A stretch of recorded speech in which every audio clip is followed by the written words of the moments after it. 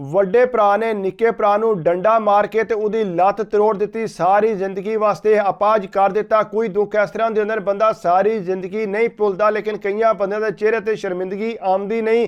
ਇਸੇ ਤਰ੍ਹਾਂ ਦੋ ਭਰਾ ਕਹਿੰਦੇ ਸਾਡੀ 14 ਤੋਂ 15 ਸਾਲ ਉਮਰ ਸੀ, ਅਸਾਂ ਮੱਝਾਂ ਰੱਖੀਆਂ ਸੀ 3, ਲੇਕਿਨ ਮਾਂ-ਬਾਪ ਹਮੇਸ਼ਾ ਇਹੀ ਕਹਿੰਦੇ ਸੀ ਕਿ ਤੁਸੀਂ ਮੱਝਾਂ ਨਾਲ ਜਾਓ। ਨਿੱਕਾ ਭਰਾ ਜਿਹੜਾ ਉਹ ਪੜ੍ਹ ਕੇ ਰਾਜ਼ੀ ਨਹੀਂ ਸੀ, ਲੇਕਿਨ ਵੱਡਾ ਭਰਾ ਜਿਹੜਾ ਉਹਨੂੰ ਪੜ੍ਹਨ ਦਾ ਸ਼ੌਕ ਸੀ। ਅਕਸਰ ਜਿਸਲੇ ਛੁੱਟੀ ਕਰਦਾ ਤੇ ਨਿੱਕਾ ਭਰਾ ਜ਼ਿੱਦ ਕਰਨ ਲੱਗ ਪੈਂਦਾ ਸੀ ਕਿ ਤੂੰ ਮੱਝਾਂ ਲੈ ਕੇ ਜਾ, ਮੈਂ ਨਹੀਂ ਜਾਣਾ। ਇਸੇ ਤਰ੍ਹਾਂ ਲੜਦੇ ਸੀ ਘਰ ਦੇ ਤੇ ਬਿਲਕੁਲ ਨਾਰਮਲ ਸਮਝਦੇ ਸੀ ਕਿ ਕੋਈ ਮਸਲਾ ਨਹੀਂ, ਆਪੇ ਥੋੜੀ ਦੇਰ ਲੜਨਗੇ ਤੇ ਠੀਕ ਹੋ ਜਾਣਗੇ। ਇੱਕ ਦਿਨ ਵੱਡੇ ਭਰਾ ਨੇ ਜਿਹੜਾ ਕ੍ਰਿਕਟ ਖੇਡਣ ਜਾਣਾ ਸੀ ਤੇ ਉਹ ਨਿੱਕੇ ਨੂੰ ਕਹਿੰਦਾ ਜਾ ਤੂੰ ਮੱਝਾਂ ਲੈ ਜਾ। ਉਹ ਕਹਿੰਦਾ ਮੈਂ ਨਹੀਂ ਖੜਨੀਆਂ, ਮੈਂ ਵੀ ਕ੍ਰਿਕਟ ਖੇਡਣ ਜਾਣਾ। ਉੱਥੇ ਉਹ ਆਪੇ 'ਚ ਲੜਨ ਲੱਗ ਪਏ। ਨਾਲ ਹੀ ਜਿਹੜਾ ਕੱਪੜੇ ਧੋਣ ਵਾਲਾ ਸੋਟਾ ਪਿਆ ਸੀ ਉਹ ਵੱਡੇ ਭਰਾ ਦੇ ਹੱਥ ਵਿੱਚ ਆ ਗਿਆ। ਉਹਨੇ ਚੰਗਾ ਜ਼ੋਰ ਦਾ ਉਹਦੇ ਗਿੱਟੇ ਤੇ ਦੇ ਮਾਰਿਆ। ਜਿਸਲੇ ਗਿੱਟੇ ਤੇ ਮਾਰਿਆ ਤੇ ਉੱਥੇ ਹੀ ਬਹਿ ਕੇ ਰੋਣ ਲੱਗ ਪਿਆ। ਘਰਦਿਆਂ ਤੇ ਸਮਝਿਆ ਪਹਿਲਾਂ ਕਿ ਉਂਝ ਕੋਈ ਦਰਦ ਹੋ ਗਿਆ, ਸੁਣਾ ਚੁੱਕ ਕੇ ਅੰਦਰ ਖੜਿਆ, ਜਾ ਕੇ ਕੋਈ ਪੋਲੀ ਪੱਟੀ ਛੱਟੀ ਕੀਤੀ, ਲੇਕਿਨ ਉਹ ਆਖੇ ਮੇਰਾ ਦਰਦ ਨਹੀਂ ਜਾਂਦਾ ਪਿਆ। ਉਹ ਰਾਤ ਉਹਨਾਂ ਉਸੇ ਤਰ੍ਹਾਂ ਘਰ ਕੱਢ ਦਿੱਤੀ। ਵੱਡੇ ਭਰਾ ਨੂੰ ਵੀ 2 ਚੰਡਾ ਲਾਈ ਉਹਨੇ, ਲੇਕਿਨ ਕਿਉਂ ਕੁਝ ਨਾ।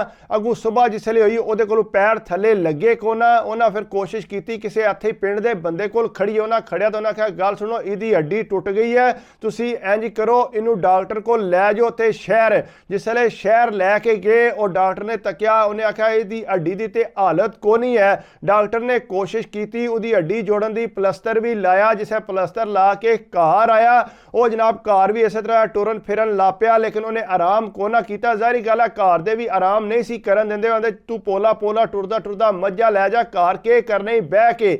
ਅੱਗੂ ਜਿਹੜਾ ਇਸੇ ਤਰ੍ਹਾਂ ਜ਼ਿੰਦਗੀ ਗੁਜ਼ਰਦੀ। ਵੱਡਾ ਭਰਾ ਜਿਸਲੇ ਤਕਰੀਬਨ ਆਪਣਾ ਕੰਮ ਸ਼ਾਮ ਮਕਾਉਂਦਾ ਸੀ, ਆ ਕੇ ਜਿਹੜਾ ਮੱਝਾਂ ਨਾਲ ਟੁਰ ਜਾਂਦਾ ਸੀ। ਉਹ ਇਸ ਤਰ੍ਹਾਂ ਹੋਇਆ ਕਿ ਜਿਸਲੇ ਪਲਸਤਰ ਲਵਾਈ ਉਹਨੇ ਤੇ ਉਹਦੀ ਲੱਤ ਕੋਨਾ ਠੀਕ ਹੋਈ। ਉਹ ਜਿਹੜਾ ਪੁੱਠਾ ਪੈਰ ਪਾਉਣ ਲੱਗ ਪਿਆ, ਉਹਦਾ ਪੈਰ ਜਿਹੜਾ ਸਿੱਧਾ ਲੱਗਦਾ ਹੀ ਨਹੀਂ ਸੀ, ਚੰਗਾ ਭਲਾ ਉਹ ਲੰਗੜਾਉਣ ਲੱਗ ਪਿਆ ਸੀ। ਇਸ ਤਰ੍ਹਾਂ ਕਰਦਿਆਂ ਉਹਦੇ ਚੰਗੇ ਭਲੇ ਜਿਹੜਾ ਟਾਈਮ ਜਿਹੜਾ ਉਹ ਗੁਜ਼ਰ ਗਿਆ।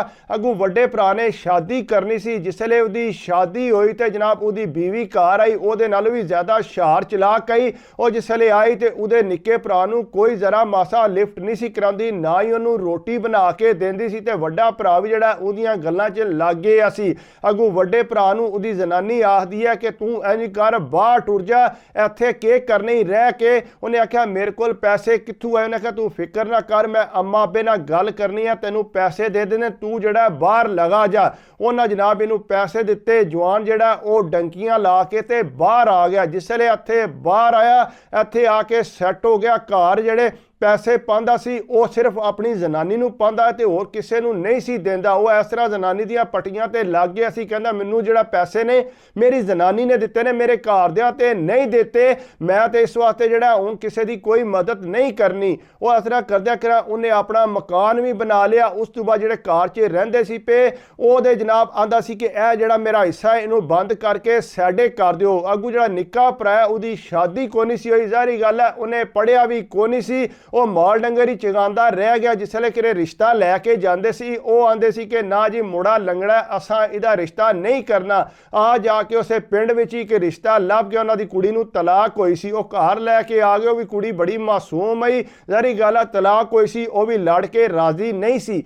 ਜਿਸਲੇ ਘਰ 'ਚ ਰਹਿਣ ਲੱਗ ਪਏ ਤੇ ਉਹ ਜਨਾਬ ਫੇਰ ਵੀ ਉਹਦੀ ਜਿਹੜੀ ਜ਼ਨਾਨੀ ਹੈ ਲੜਾਈ ਝਗੜਾ ਲਾਈ ਰੱਖਦੀ ਸੀ ਕਿਸੇ ਨਾ ਕਿਸੇ ਗੱਲ ਤੇ ਕਿ ਤੂੰ ਇਸ ਤਰ੍ਹਾਂ ਕੀਤਾ ਹੈ। ਪਰ ਉਹਨੇ ਜਵਾਨ ਨੇ ਜਿਹੜਾ ਬਾਹਰ ਵਾਲਾ ਸੀ ਉਹ ਆਪਣੀ ਜ਼ਨਾਨੀ ਨੂੰ ਜਿਹੜਾ ਉੱਥੇ ਬਾਹਰ ਲੈ ਗਿਆ। ਇਹ ਪਾਕਿਸਤਾਨ ਹੀ ਰਹਿ ਗਿਆ। ਜਿਸਲੇ ਪਾਕਿਸਤਾਨ ਰਿਹਾ, ਹਾਲਾਤ ਇਤਨੇ ਕੁ ਟੈਟ ਹੋ ਗਏ। ਇੱਕ ਟਾਈਮ ਦੀ ਰੋਟੀ ਖਾਂਦਾ ਸੀ, ਇੱਕ ਟਾਈਮ ਦੀ ਰੋਟੀ ਨਹੀਂ ਸੀ ਲੱਭਦੀ। ਘਰ ਦੇ ਵੀ ਜਿਹੜਾ ਉਹ ਐਡੀ ਸਪੋਰਟ ਨਹੀਂ ਸੀ ਕਰਦੇ। ਜਿਹੜਾ ਪੁੱਤਰ ਬਾਹਰ ਸੀ ਸਾਰੀਆਂ ਗੱਲਾਂ ਉਹਦੀਆਂ ਮੰਨਦੇ ਸੀ। ਉਹਨਾਂ ਨੂੰ ਇਹ ਤੇ ਸੀ ਨਾ ਪਤਾ ਕਿ ਨਿੱਕਾ ਪੁੱਤਰ ਜਿਹੜਾ ਉਹਦੀ ਲੱਤ ਉਹਨੇ ਹੀ ਤਰੋੜੀ ਹੈ। ਉਹ ਜਨਾਬ ਇਸੇ ਤਰ੍ਹਾਂ ਜ਼ਿੰਦਗੀ ਗੁਜ਼ਾਰਦਾ ਰਿਹਾ। ਉਹਨੇ ਕੋਸ਼ਿਸ਼ ਇਹ ਕੀਤੀ ਕਿ ਜਿਹੜੀ ਭਰਾ ਦੀ ਨਿੱਕੇ ਦੀ ਜਗ੍ਹਾ ਨਾ, ਉਹਨੇ ਆਖਿਆ ਤੂੰ ਮੈਨੂੰ ਦੇ ਦੇ। ਉਹਨੇ ਆਖਿਆ ਮੈਂ ਤੈਨੂੰ ਕਿੱਥੋਂ ਦੇ ਦਿਆਂ, ਮੇਰੇ ਕੋਲ ਅੱਗੇ ਖਾਣ ਵਾਸਤੇ ਕੋਈ ਨਹੀਂ। ਉਹਨੇ ਆਖਿਆ ਨਹੀਂ, ਤੂੰ ਜਿਹੜੀ ਉਹ ਫਲਾਣੀ ਜਗ੍ਹਾ ਨਾ ਪਿੰਡ ਤੋਂ ਬਾਹਰ ਉਹ ਤੂੰ ਲੈ ਲੈ, ਉੱਥੇ ਕੋਈ ਘਰ ਨਹੀਂ ਸੀ ਬਣਿਆ। ਉਹਨੇ ਜਨਾਬ ਕੱਚਾ ਜਿਹਾ ਮਕਾਨ ਬਣਾ ਕੇ ਤੇ ਉਹਨੂੰ ਕਹਿੰਦਾ ਤੂੰ ਉੱਥੇ ਸ਼ਿਫਟ ਹੋ। ਘਰਦਿਆਂ ਤੇ ਵੀ ਦਬਾਅ ਪਾਇਆ, ਉਹਨੂੰ ਜਿਹੜਾ ਉੱਥੇ ਤੋੜ ਦਿੱਤਾ। ਜਿਸਲੇ ਉਹ ਉੱਥੇ ਗਿਆ ਰਹਿਣ ਲੱਗ ਪਿਆ ਜਾ ਕੇ, ਨਾ ਕੋਈ ਬਿਜਲੀ ਨਾ ਕੋਈ ਗੱਲ ਨਾ ਬਾਤ। ਉਹ ਬੜਾ ਤੰਗ ਹੋਇਆ। ਫਿਰ ਉਹ ਬੋਰੀ ਬਿਸਤਰਾ ਚੁੱਕ ਕੇ ਵਾਪਸ ਆਇਆ। ਉਹਨੇ ਆਖਿਆ ਮੈਂ ਉੱਥੇ ਨਹੀਂ ਰਹਿਣਾ, ਮੈਂ ਉੱਥੇ ਜਾ ਕੇ ਕਿਉਂ ਰਵਾਂ, ਕਿਉਂਕਿ ਮੇਰੀ ਇੱਥੇ ਜਗ੍ਹਾ ਹੈ ਵੈ। ਅੱਗੂ ਭਰਾ ਜਿਹੜਾ ਉਹ ਪਾਕਿਸਤਾਨ ਆਇਆ। ਕਾਫੀ ਅਰਸੇ ਬਾਅਦ ਬੀਵੀ ਗੱਡੀ ਲੈ ਗਏ ਅਸੀਂ ਪਹਿਲਾਂ ਹੀ ਬੱਚੇ ਜਿਹੜੇ ਹੋਏ ਸੀ ਉਹਦੇ ਜਿਸ ਵੇਲੇ ਪਾਕਿਸਤਾਨ ਆਇਆ ਆ ਕੇ ਜਨਾਬ ਉਹਨੇ ਜਿਹੜਾ ਉਹਦੇ ਨਾਲ ਰੋਲਾ ਉਹਨੇ ਆਖਿਆ ਗੱਲ ਸੁਣ ਰੁਪਈਆ ਲੱਖ ਮੇਰੇ ਕੋਲੋਂ ਹੋਰ ਲੈ ਲੈ ਲੇਕਿਨ ਤੂੰ ਰਹਿਣਾ ਉੱਥੇ ਬਾਹਰ ਹੀ ਹੈ। ਉਹਨੇ ਆਖਿਆ ਮੈਂ ਲੱਖ ਨਹੀਂ ਲੈਣਾ, ਮੈਂ ਤੇਰੀ ਵਜ੍ਹਾ ਨਾਲ ਮੇਰੀ ਲੱਤ ਟੁੱਟੀ ਸੀ, ਹੁਣ ਤੂੰ ਮੇਰੇ ਨਾਲ ਜ਼ਿਆਦਤੀ ਪਿਆ ਕਰਨੇ। ਉਹ ਵੱਡਾ ਭਰਾ ਕਿਹੜਾ ਪੈਰਾਂ ਤੇ ਪਾਣੀ ਨਹੀਂ ਸੀ ਪੈਣ ਦਿੰਦਾ ਪਿਆ। ਅੱਗੋਂ ਇਹਨੂੰ ਨਿੱਕੇ ਨੂੰ ਗੁੱਸਾ ਆ ਗਿਆ ਤੇ ਇਹਦੀ ਜ਼ਨਾਨੀ ਨੇ ਵੀ ਇਹਨੂੰ ਢੇਰ ਸਮਝਾਇਆ ਕਿ ਚੱਲ ਛੱਡ ਪਰਾਂ ਅਸੀਂ ਉੱਥੇ ਜਾ ਕੇ ਰਹਿ। ਉਹਨੇ ਆਖਿਆ ਨਹੀਂ ਮੇਰੀ ਜਗ੍ਹਾ ਇੱਥੇ ਬਣਦੀ ਹੈ, ਮੈਂ ਇੱਥੇ ਹੀ ਰਹਿਣਾ। ਜਿਸ ਵੇਲੇ ਵੱਡੇ ਭਰਾ ਨੇ ਜ਼ਿਆਦਾ ਤੰਗ ਕਰ ਦਿੱਤਾ ਉਹਨੇ ਅੱਗੋਂ ਪਰਚਾ ਜਾ ਕੇ ਕਟਾ ਦਿੱਤਾ। ਉਹ ਬਾਜ਼ ਨਹੀਂ ਸੀ ਆਉਂਦਾ ਪਿਆ। ਉਹਨੇ ਜਨਾਬ ਇੰਜ ਕੀਤਾ ਗੁੱਸੇ 'ਚ ਆ ਕੇ ਉਹ ਆਪਣੇ ਬੱਚਿਆਂ ਨੂੰ ਪਾਕਿਸਤਾਨ ਲੈ ਕੇ ਆਏ ਅਸੀਂ। ਉਹਨੇ ਜਨਾਬ ਇੰਜ ਕੀਤਾ ਉਹਦਾ ਜਿਹੜਾ ਮੁੰਡਾ ਸੀ 7 ਸਾਲਾਂ ਦਾ ਉਹਨੂੰ ਜਨਾਬ ਲੱਤ ਤੇ ਸੋਟੇ ਮਾਰ ਮਾਰ ਕੇ ਉਹਦੀਆਂ ਦੋਏ ਲੱਤਾਂ ਜਿਹੜੀਆਂ ਤਰੋੜ ਦਿੱਤੀਆਂ। ਇਸ ਤਰ੍ਹਾਂ ਦੀਆਂ ਤਰੋੜੀਆਂ ਕਿ ਜਿਹੜਾ ਉਹਨਾਂ ਦੀਆਂ ਹੱਡੀਆਂ ਜਿਹੜੀਆਂ ਫੇਰ ਨਾ ਜੁੜ ਸਕਣ।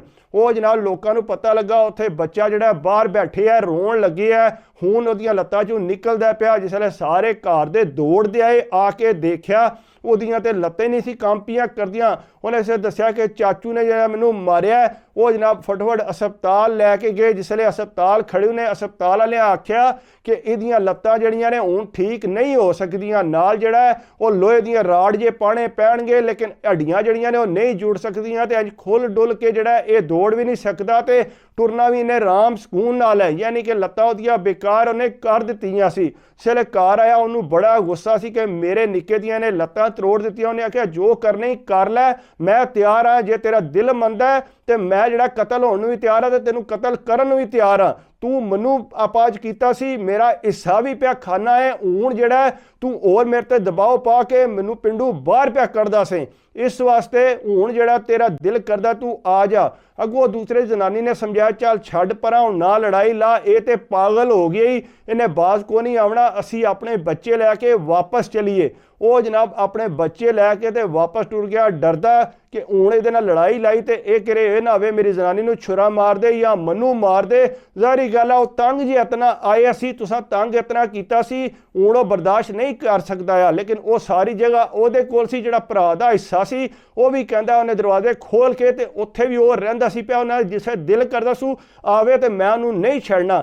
ਉਹਨੇ ਜਿਹੜਾ ਮੇਰੇ ਤੇ ਜ਼ੁਲਮ ਕੀਤੀ ਹੈ ਉਹ ਕਹਿੰਦਾ ਪਰ ਮੇਰੀ ਜ਼ਿੰਦਗੀ ਤੇ ਉਹ ਬਰਬਾਦ ਕਰ ਗਿਆ। ਦੁੱਖ ਮੈਨੂੰ ਬੜਾ ਲੱਗਾ ਸੀ ਕਿ ਉਹਦੇ ਨਿੱਕੇ ਦੀਆਂ ਮੈਂ ਲੱਤਾਂ ਤਰੋੜੀਆਂ ਨੇ ਲੇਕਿਨ ਉਹਨੇ ਮੇਰੇ ਨਾਲ ਜ਼ਿਆਦਤੀ ਕੀਤੀ ਸੀ। ਮੇਰਾ ਜਿਹੜਾ ਗੁੱਸਾ ਨਾ ਆਪੇ ਤੂੰ ਬਾਹਰ ਹੋ ਗਿਆ ਸੀ, ਇਸ ਵਾਸਤੇ ਮੈਂ ਇਤਨਾ ਵੱਡਾ ਕਦਮ ਚੁੱਕਿਆ ਤੇ ਇਸ ਤਰ੍ਹਾਂ ਨਹੀਂ ਕਰਨਾ ਚਾਹੀਦਾ। ਭਰਾ ਆਪੇ 'ਚ ਅਕਸਰ ਲੜ ਪੈਂਦੇ ਨੇ ਲੇਕਿਨ ਇਹ ਮਕਸਦ ਨਹੀਂ ਕਿ ਦੂਸਰੇ ਦੀ ਲੱਤ ਤਰੋੜ ਦਿਓ। ਕੋਸ਼ਿਸ਼ ਕਰੋ ਕਿ ਇhtiyat ਨਾਲ ਹੀ ਲੜਿਆ ਕਰੋ। ਜ਼ਿਆਦਾ ਜਿਹੜਾ ਸਖਤ ਲੜਨਾ ਜਿਹੜਾ ਨਾ ਉਹ ਤੁਹਾਡੇ ਵਾਸਤੇ ਨੁਕਸਾਨ ਹੋ ਸਕਦਾ। ਬਾਕੀ ਇਹ ਕਿ ਮੇਰੀ ਵੀਡੀਓ ਤੁਹਾਨੂੰ ਅੱਛੀ लगे तो कोशिश करा करो, लाइक कमेंट ते सब्सक्राइब करा करो, दुआवां च याद रखा करो, अपनी सेहत का ख्याल रखा करो। अल्लाह हाफिज़।